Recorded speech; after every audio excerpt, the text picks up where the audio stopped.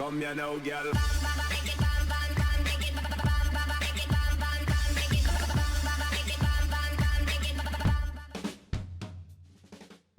Hello and welcome to What's Map, your one-stop shop for everything workshop. I'm BonBonB and you're very, very welcome. Well, it's Tuesday. Tuesday is request day. Today's map was requested by Scott Venus down in the comments, and I'm really glad that they did now that I've seen this map. It's a creator we have done 7 times in the past. On a couple of occasions they've got 11 stars, and on one occasion they failed to get the pass mark of 9 stars. A pretty, to be fair, run-of-the-mill creator, but this map stands out a little bit for me. In fact, it stands out in a way that it's going to get a very unusual rating. I think, in fact, I'm certain it's the only map that will ever have had this rating when we get to the end of the show. So stick around for the ride, it's going to be worth it.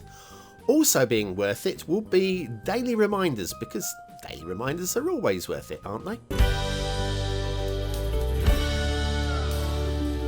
That's right, clicking that like button really does support the channel, gets me seen by more people and helps me grow a little bit more every single day. Thank you for your support.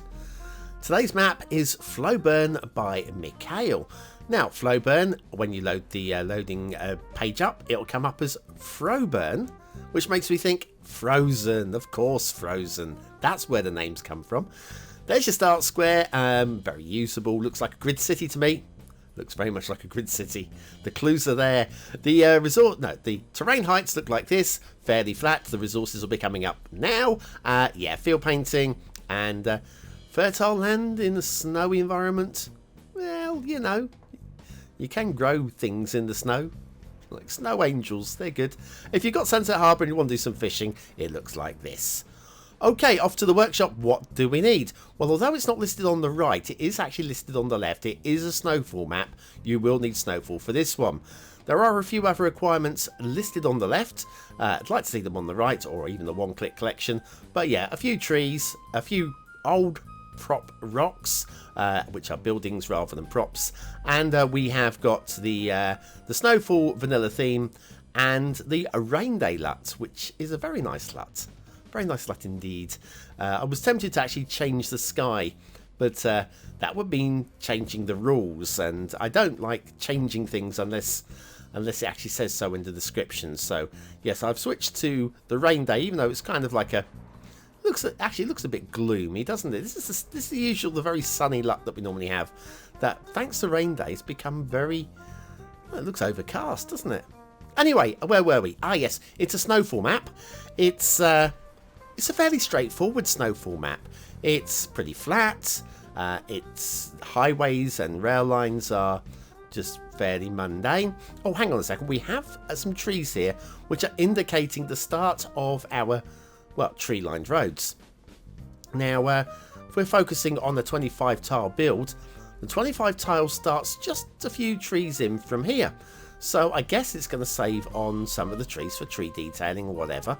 Although, when we pull back and actually have a look at the trees in the second half of today's show, we'll see that there are trees around the outside of the map as well. So it's kind of like there is a bit of saving on trees, but I don't think it's really the biggest intention of the chore here. Okay, first intersection is coming up here. This is perfectly fine.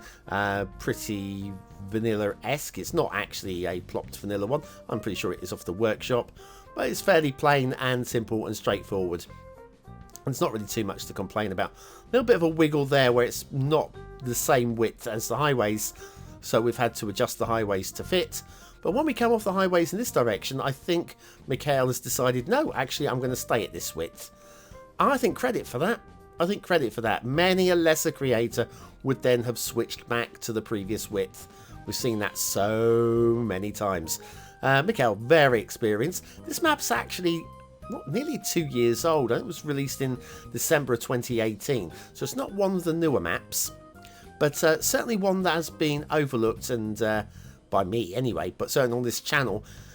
I think Mikhail's produced so many maps I couldn't possibly... Well, I could review all of them, but then it would become the Mikhail show, and Mikhail wants to have their own show. They can make their own show.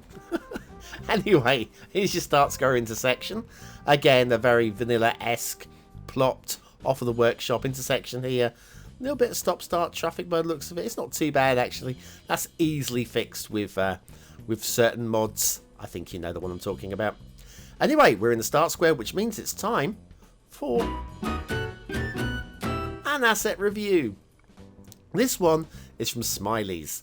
And they always look different in the snow, don't they? With the old snow-capped roofs and snow on the edges of the balcony. It's a great little mechanic there. I'm proud to be a part of the community where we have creators that can make the best of snowfall even when they're not planning. I know, it's automated.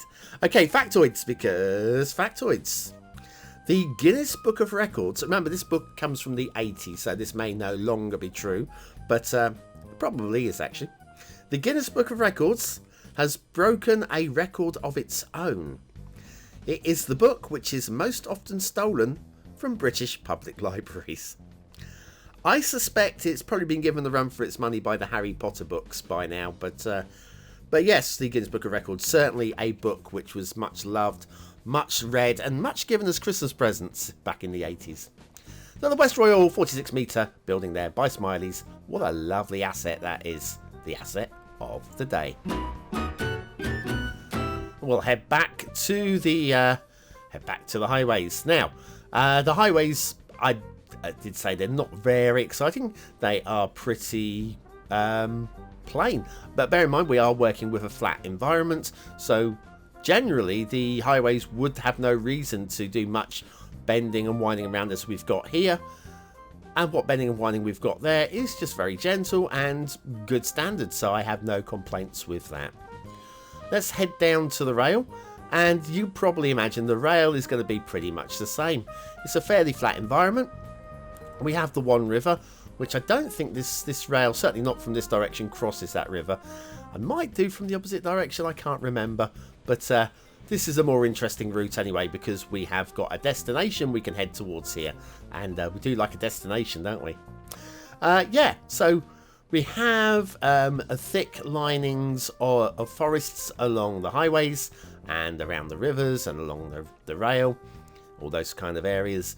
And it's very, very typical of Mikhail. You'll find this with a lot of their maps, in fact probably all of their maps, where you'll find this kind of lining along the rails and the highways, and also to mark out the fields. Most of Mikhail's maps have got fields, and they'll be square and blocky, and for gameplay purposes there is always the magic of pretending that you're buying the fields, and it will help break up the grids. Although possibly less so on this map, because well, the fields are pretty gritty as well. So you'll have a grid city, but slightly broken away from a complete grid city. Yeah. Anyway, we have our destination. It's a little industrial area with everybody with me. Everybody's favourite factory. We got some sidings. Sidings are great. The catenaries are perfectly aligned. And the way it bends around here and merges on with the main line, I kind of like this. There is a little bit of double catenary going on here, but there's nothing on the lines, and I kind of almost like the aesthetic of the double catenaries there. So I'll let it go. I'll let it be. It's such a minor thing. It's such a minor thing. I wouldn't worry too much about it. Anyway, heading off in towards the what would be the sunset if the sun was setting, and the edge of the map. Now, if you don't have the DLC, Snowfall DLC, there is actually a way of having snow on your city. It is a bit of a cheat and a fake and a backdoor, but if you don't want the DLC and you want to have a nice slowy environment, help. That's because it's slow burn, you see. A nice snowy environment. Here's a little trick for you coming up now. Have you ever wanted to create a snow scene in your summer city, but you're not interested in buying the Snowfall DLC? Then you need the Beginner's Guide to Snow Without DLC by BonBonB. Click the information button now.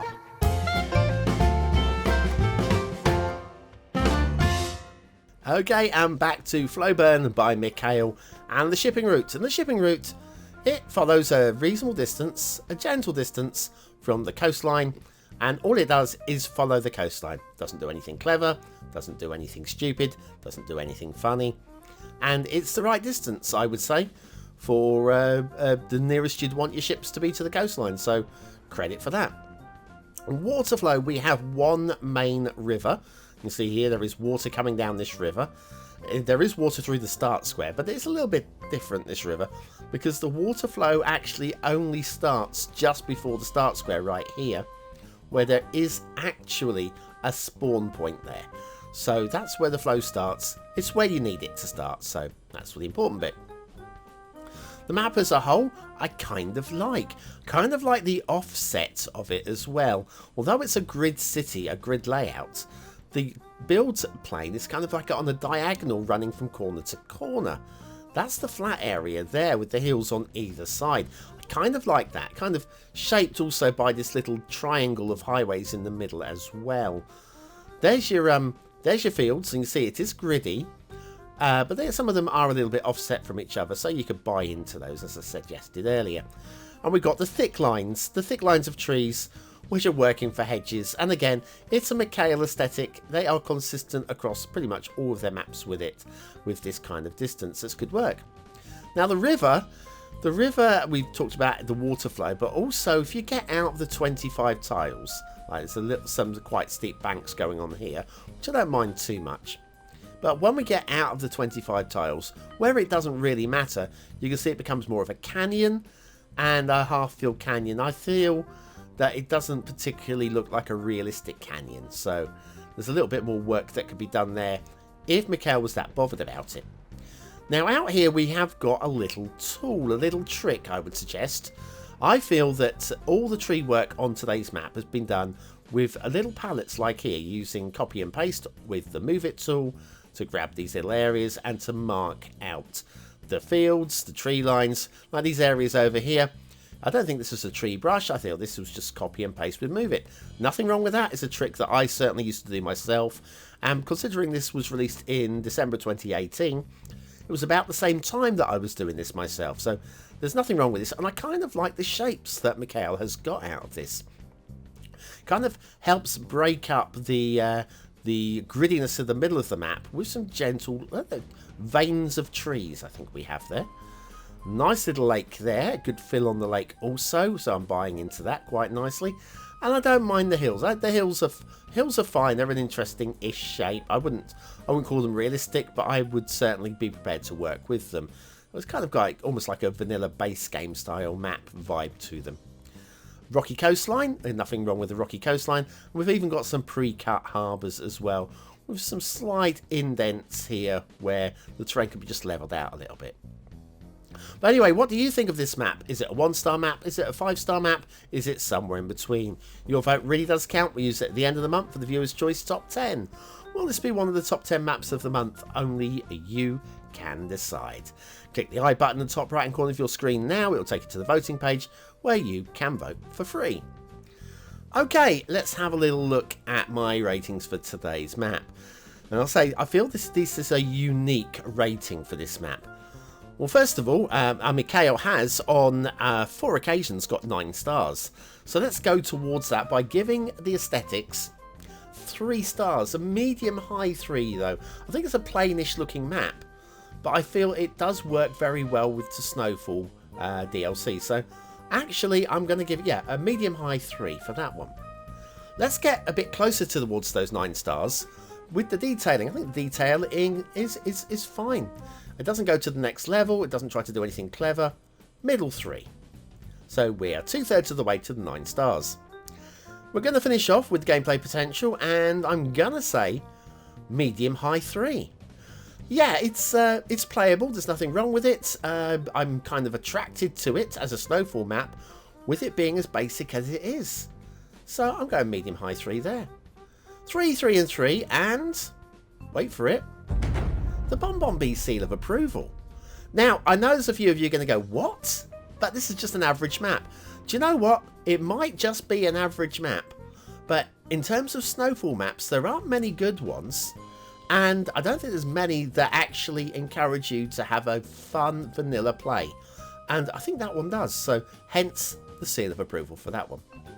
Anyway, if you're still here, you are part of the 20 and out elite. Use the word of today, word of the day, which is down there. Think about movies. Come on. Yeah, Got it? And I'll see you tomorrow for another map in the What's Map series. Thanks for watching.